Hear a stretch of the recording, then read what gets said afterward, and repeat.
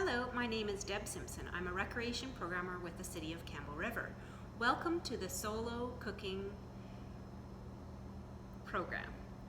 So we're looking at cooking for one, whether you are a senior who's at home alone, or you're a university student who's on their own, or you're a working single professional like myself. Cooking for yourself can be a little bit challenging, and it's always good to have some creative ideas. One of the benefits is that you can cook and use just a small amount of ingredients, so going to the grocery store, you don't have to grab the huge handful of asparagus. You can grab a smaller amount, as much as you want, not a lot. You don't need a lot. Or you can make big batches like I often do, and then freeze some of them and have them for your lunches. I'm not a sandwich person, so it's nice to have lots of leftovers to have, and a variety of them, so that I can mix up my lunches for each day of the week. So today we're looking at spruce tip pesto. So I love pesto. It's of course made primarily with Parmesan cheese, garlic, pine nuts, and basil leaves. This is a variety of that, which I have made because right now it's early June and there are a lot of young growth on the spruce trees. And I found out fairly recently that they're actually delicious, and now is the perfect time. So go on out into the forest.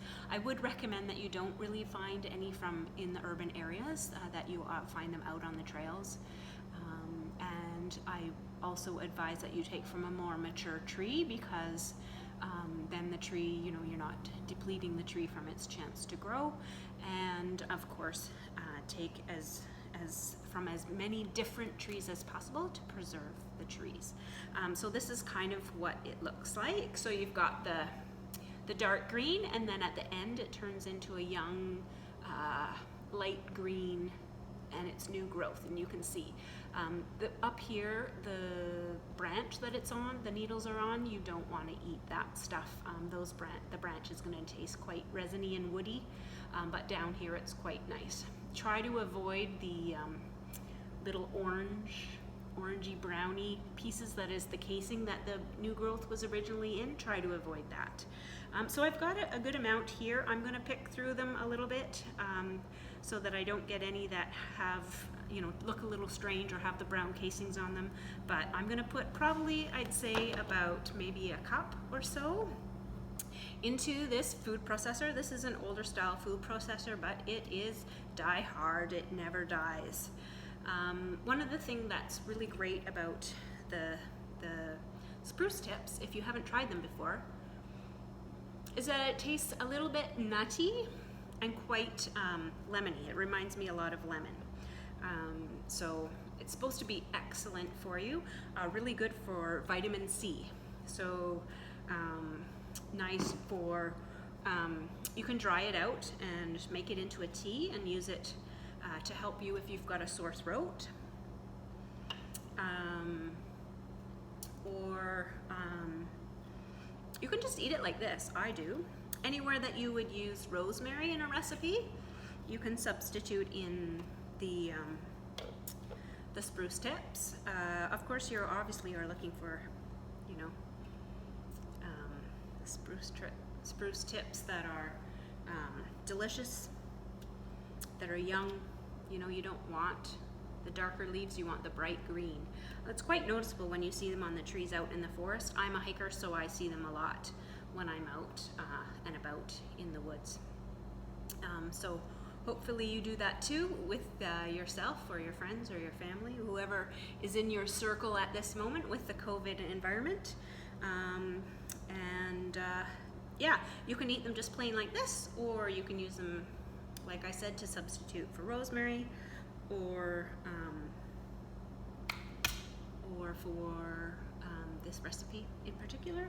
There's probably a few other ones, so I'm just gonna smush this up. And I'm gonna turn the video off because it's very noisy. So just giving a few blitzes of the food processor to get the spruce pine tips a little bit cut up. That will help with later in the process.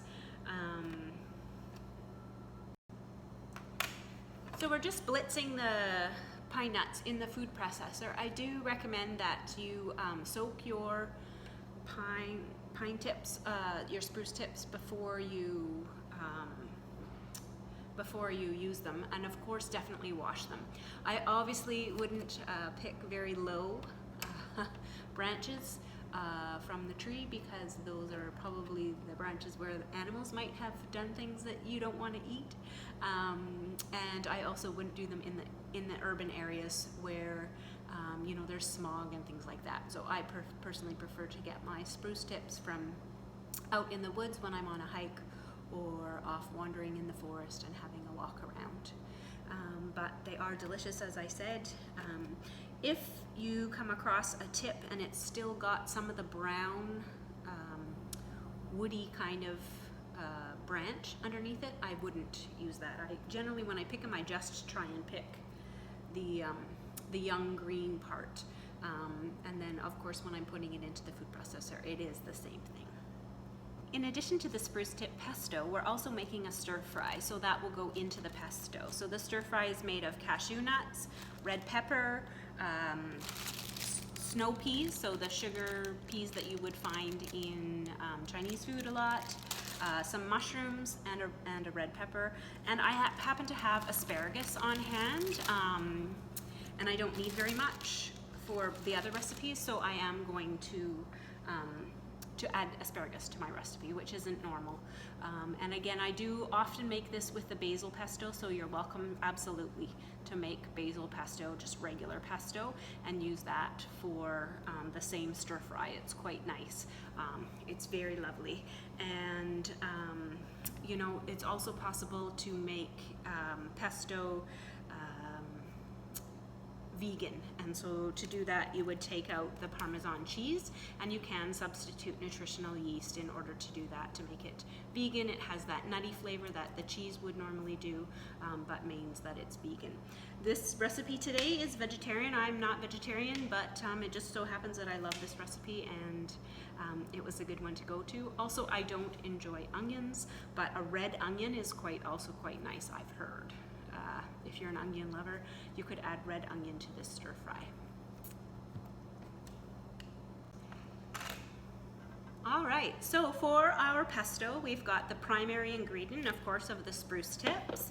We've also got pine nuts and Parmesan cheese, olive oil, garlic, and salt and pepper. Very easy, very simple recipe. Doesn't take a lot of ingredients and doesn't take a lot of time, and most people, maybe except for the Parmesan cheese and of course your foraging spruce tips, most people have a lot of these things on hand, so they're really convenient.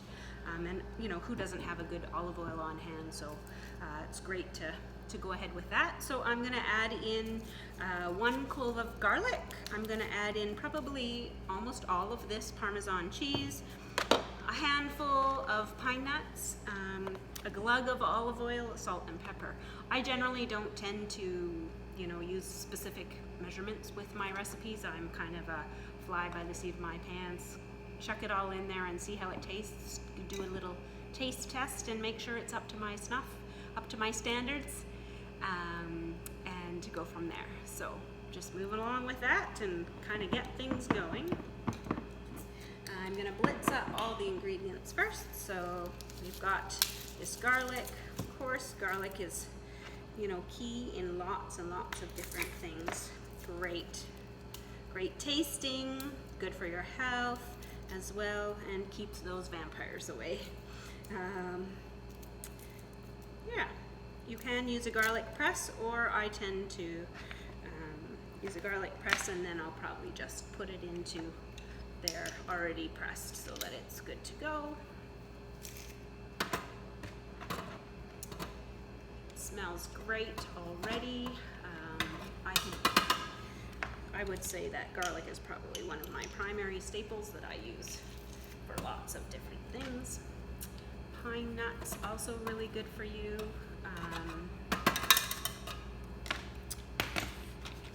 They are apparently good for your heart. They keep your heart healthy. because they have the right fats, the fatty acids that you need for your heart. And don't need a whole lot of those. And I'm gonna put some of this Parmesan cheese in. Parmesan, I haven't read too much about it. Obviously, we know it is an Italian food. Lovely, great in all sorts of different Italian recipes. Any kind of pasta it really tastes great in. I'm gonna cut the rind off because I don't want it in there. And I'm gonna switch my blade, I think, in the food processor to a finer grade just when I'm putting the Parmesan in. You can save a little bit. I'm saving a bit here to garnish with when I serve it. So I've got a couple of slices there that I'm good. Just to help out the food processor, I'm cutting it up a little bit so that it's a little easier to go through the food processor. And again, I'm gonna change to this blade from my regular blade so that it's a little easier to cut it up. Oops, I better blitz first I'll blitz the pine nuts and the garlic.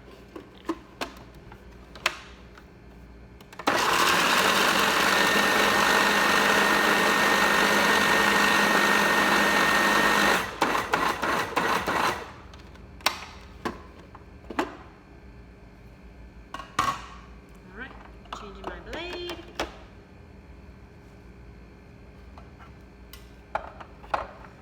This is an old Moulinex. I don't know how to say it actually, some French fantastic word that means great food processor. Not really, but a little stuffer here.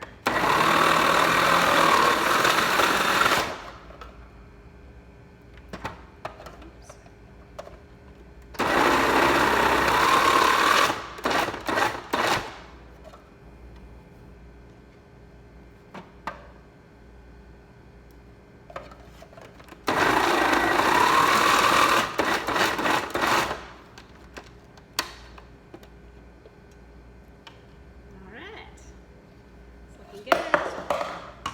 Save this stuff for a little bit later if you want it, and then I'm going to switch back to the original blade.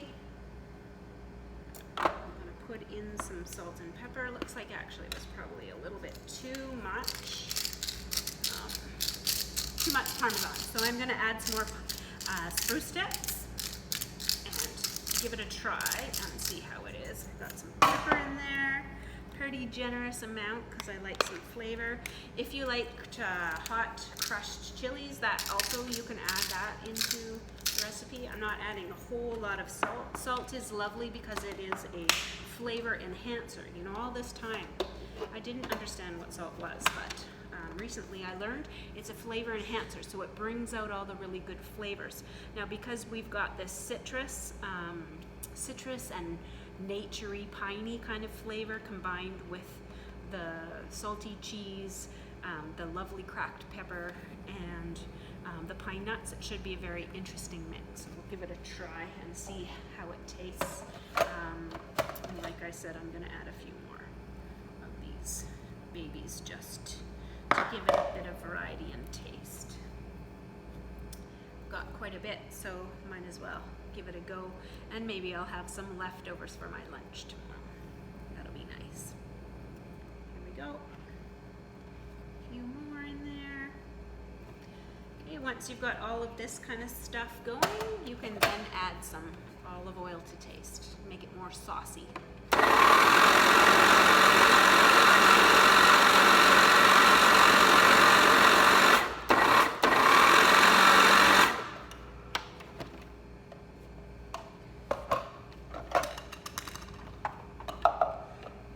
Smells really good. Right now it's looking kind of more like a couscous. Again, I probably had way too much Parmesan, but this is my old trial and error efforts, obviously not really paying off. I'm going to add in the rest of my spruce tips that I've got here. And if you have basil, you could add a few sprigs of basil. It always makes it's a nice combination, and it make it taste delicious.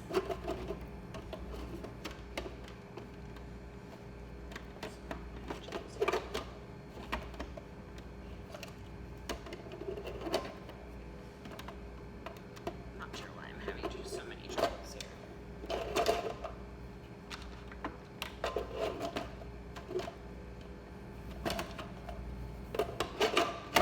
Aha!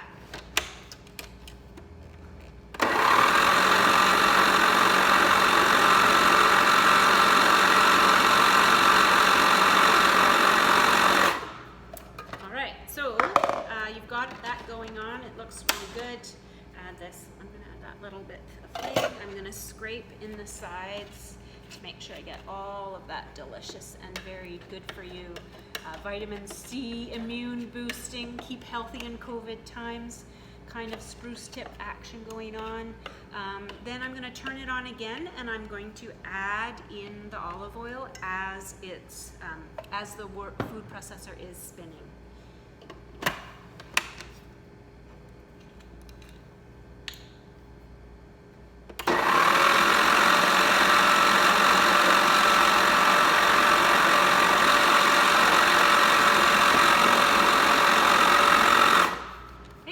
Pretty generous. I'm going to give it a taste.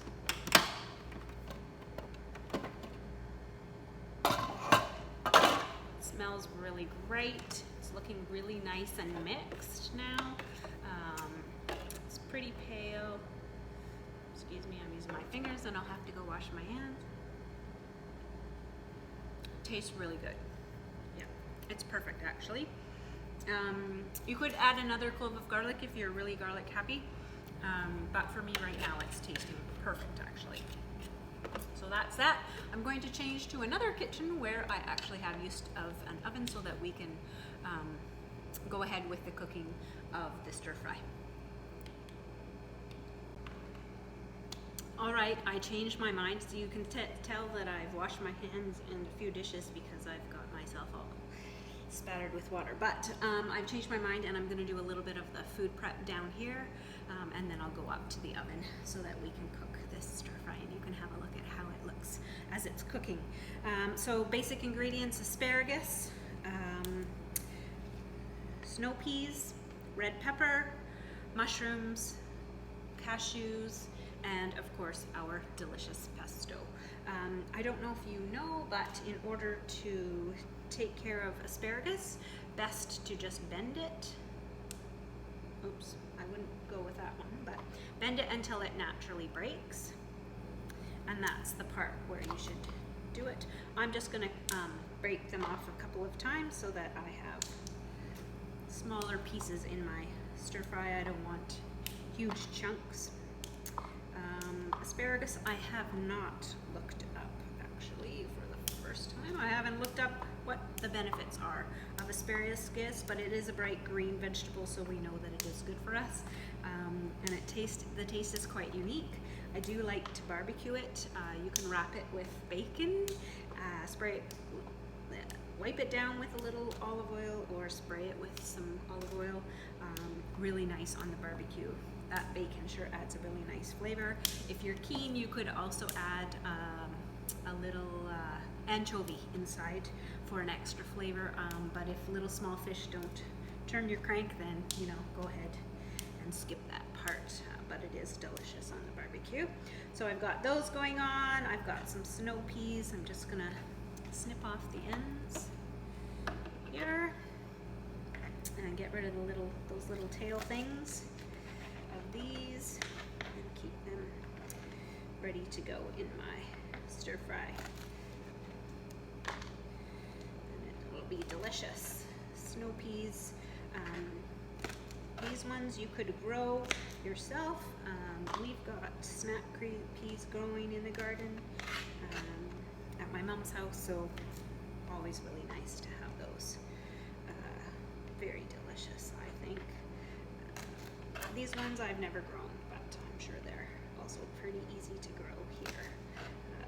We're lucky on Vancouver Island because we've got delicious local food that's grown quite closely and is also really good for you. lots of things grow really well in the garden. Brussels sprouts, carrots, potatoes, corn on the cob. What else do we have in gardens? Even peppers. I always have a really hard time growing fresh basil, but I hear if you put it in a greenhouse, you're on fire there, and continue with that. Yeah, pretty lucky on Vancouver Island. We've got lots of growing opportunities, and we're also outdoor recreation paradise. So if you are a hiker like myself, you will be just thrilled to be living here, where you can get into Strathcona Park 3 different ways, and then off to Port Alberni and a boat over if you wanted to go out to the Della Falls, and that's a pretty big hike. But yeah, lots of things to do on Vancouver Island. So cooking for one, I don't have a lot going on here. This is how much asparagus I'm going to use, I think, today. This is how much peas. I'm going to use probably 2, maybe 3 mushrooms. We'll see how they turn out. I'm not a huge mushroom fan, but I do really like them in spinach salad or in this particular recipe. Yeah, I was taught this by a friend of mine who traveled a lot for his job and in Alberta, and he loved when he was home and he could cook. So I remember going to the grocery store with him one day, and he had tons of basil. I mean, you know, in certain times of the year you can buy basically what I call bouquets of basil. He had probably maybe 10 or 12 different bouquets of basil, you know, a big huge bunch of fresh basil on the grocery store stand. And I said, what are you gonna do with that? That's a lot of basil. I mean, I like a lot of recipes with basil, but that was overkill.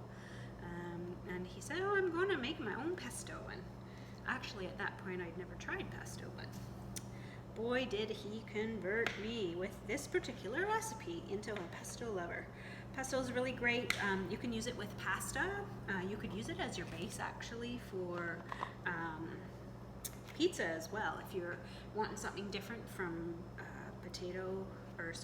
from tomato sauce, you want to change up your pizza instead of having tomato sauce, you could use a pesto as your base for your pizza, and it gives you a little bit of a different flavor, and it may be a little bit more kind of gourmet cooking, or that extra special pizzazz. I don't know if you've noticed how I'm peeling my mushrooms, but it is a nice trick that I learned a while ago. Fantastic for just a different style. I'm gonna go with all 4 mushrooms that I had picked out here, just because I've got time and space, and looks like the green is gonna kind of balance out my so I just take the edge of the knife and peel off until I've done all the way around the mushroom to you know, make it fresh. And well, maybe you don't know, but mushrooms are grown in manure to help them be really well fertilized as a type of fungi, and we don't really want to eat that. You could use a small brush to brush off the mushroom as well, but I tend to peel them this way just because it's kind of quick and easy and fun, and it's just a little trick that I learned that I like to share. So there we go. All I've got left is the red pepper, and then we will be moving upstairs. I like this recipe too because it's got a lot of color. It's got the browns, it's got the couple of different tones of green, and this red makes it really nice. And then of course we've got the cashews as well to add just that little bit of extra flavor to it. So as often happens in real life, I made a mistake. I forgot something in the pesto recipe, but you know, it's with the taste of it, I don't know if we need it. It's quite lemony already, but zest of a lemon or a little bit of lemon juice is really nice to add. Like I said, it's quite lemony already, so I'm just gonna add a little spritz and wash my hands again before I spritz it, and just add that to the recipe to add a little bit of citrus. Hello, welcome to the kitchen. So today we are making spruce tip pesto stir fry. So I've got a basic stir fry, cashews, red peppers, asparagus I've added, as well as sugar peas, and some mushrooms as well. And then we're going to add the pesto in. So I'm going to start with the cashews. They are no salt in them, but they are roasted. And I put them in first with a little bit of oil in the pan already. I put a generous amount because that's my protein for this meal, which is a vegetarian meal. There's that, and I let that go for a little bit.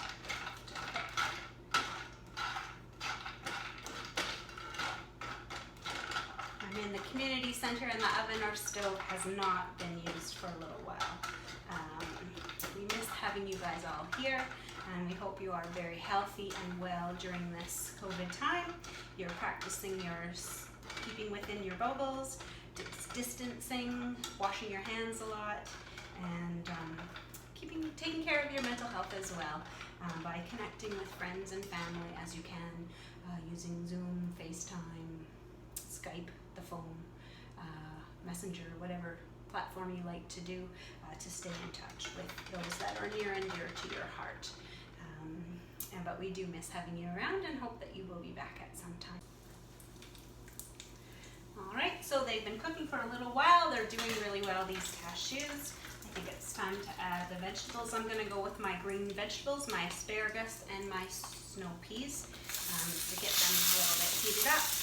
And use a little bit more.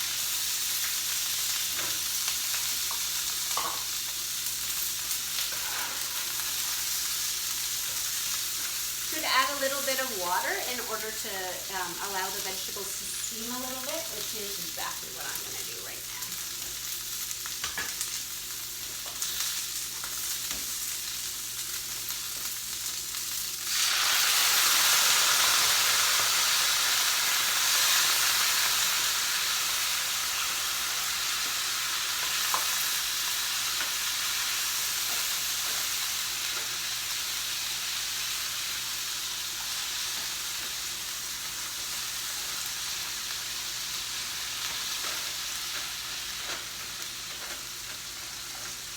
Basic stir fry. It doesn't take a lot of time to cook these vegetables, but I do want to make sure that they are not super al dente. Although I do like the crunch, I want it to be a cooked stir fry. So after those are cooking for a little while, I'm going to add my mushrooms, and then I'll add probably 2 spoons worth of pesto and see how that goes. You can probably see that it's quite a nice medley of color. The brown cashews, the red peppers, I added an asparagus, which is quite nice, and the snow peas are making for a really nice color. And then the mushrooms add an extra element as well.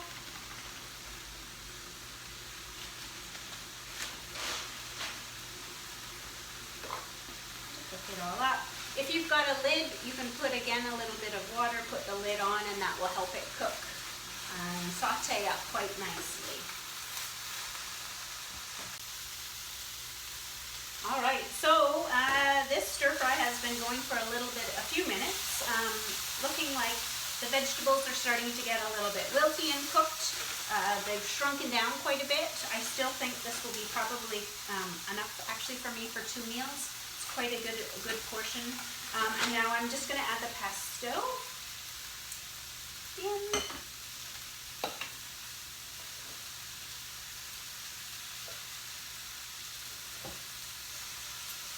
So if you have, I've made quite a bit of pesto here, so if you have leftovers, I like to use those little tiny half round Tupperware containers, and I fill them, and then I put them in the fridge. I thaw them if I think when I come home I'm going to want to make this stir fry or something else with pesto. Take it out in the morning and it's all ready to go when I come home from work, and it's good to go. So just put this in, kind of mix it around, and it'll sort of melt and meld in and change the flavor significantly. I don't have anything else in here, no other spices or herbs. Generally I do tend to cook with really fresh herbs, but today I didn't. I just am relying on the garlic, the cheese, the lovely flavor of the spruce tips. Again, you could use basil pesto if you prefer. And I think I'm going to add 1 more tablespoon of the pesto to this because it smells really great, but I don't see a lot of the pesto mixed in with my veg and my cashews as of yet. I'm just going to add 1 more scoop. One of those little containers would be probably the exact size of what I've just added to this stir fry. So mix it all in, give it a few seconds to infuse, turn off your heat, and you're ready to plate it and serve it and enjoy.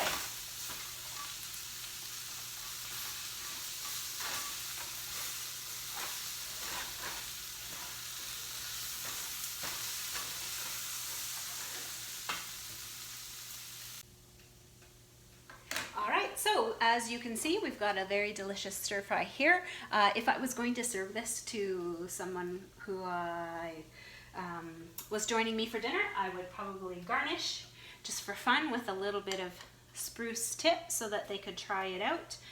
Probably I would put it on the side because it accents my white plate, or you could put a chunk on the top, and I also would probably add a little bit of Parmesan cheese because who doesn't love cheese?